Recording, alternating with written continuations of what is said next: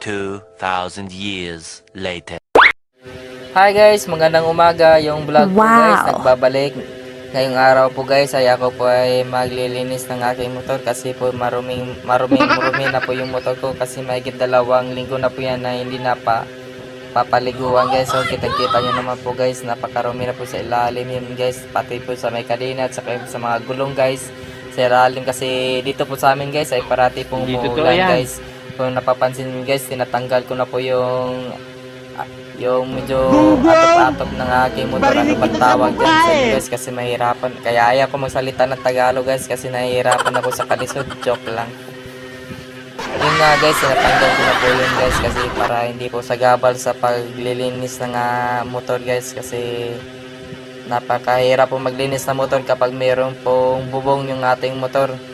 Usong-uso po yun dito sa amin guys kasi parati po umuulan.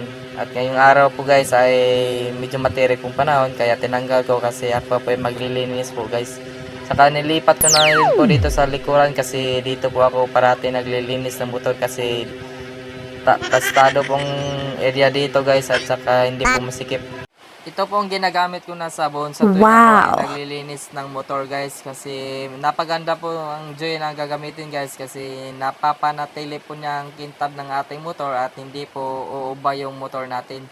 Kasi kapag gagamit po tayo ng mga detergent, yung mga powder or mga bar soap, yung mga motor natin ay napakadali po mawala yung kintab ng ating motor at saka pangit naman po tignan pag mawala na po yung mga kintab ng ating motor kasi yun po nagdadala ng astig at pogi ng ating mga motor kapag nawawala pong kintab ng ating motor. Kaya tips ko po sa inyo mga idol ay kapag sa tuwing kayo naglilinis ng motor, ang gamitin po yung sabon ay yung Joy, yung panglinis ng pinggan o iwan ko ba kung ano pong tawag sa inyo, basta ako po yun pong ginagamit ko.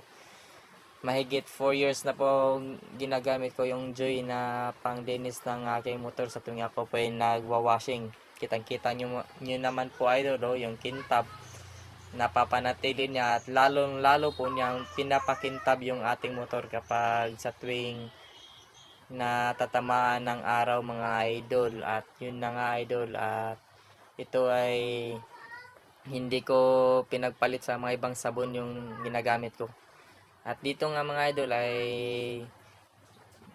nilagay ko muna dito sa labasan para matuyo po yung mga natitirang mga tubig, yung mga watermark, yung maalis. At hito na nga idol, yung natuyo ng ating motor ay gagamitan po natin ng pangpakintab. Yung ginagamit ko pong pangpakintab idol ay Armor Coat mga idol. Kasi napakaganda pong gamitin yung Armor Coat mga idol kasi hindi lang po siya makintab, ay yung mga tubig na dadaloy sa ating mga motor ay dadaplis lang mga idol, hindi po didikit, pati yung mga putik hindi po didikit mga idol.